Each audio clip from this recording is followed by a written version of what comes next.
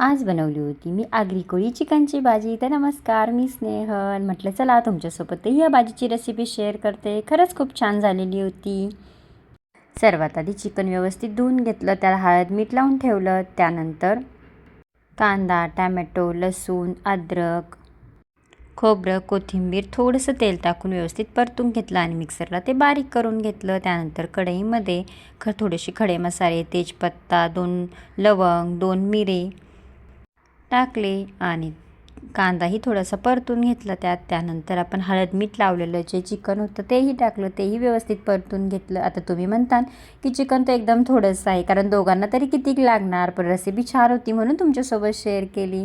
व्यवस्थित मसाले टाकून परतून घेतला. आपले बेसिक मसालेच टाकले, लाल तिखट, घरचा काळा मसाला आणि आगरी कोळी चिकन मसाला, आणि जो आपण मिक्सरमधून बारीक केलेला होता तोही मसाला मी त्यात टाकून दिला आणि व्यवस्थित परत परतून घेतला आणि त्यात गरम पाणी टाकलं आणि उकळू दिली आणि झाली आपली भाजी तयार.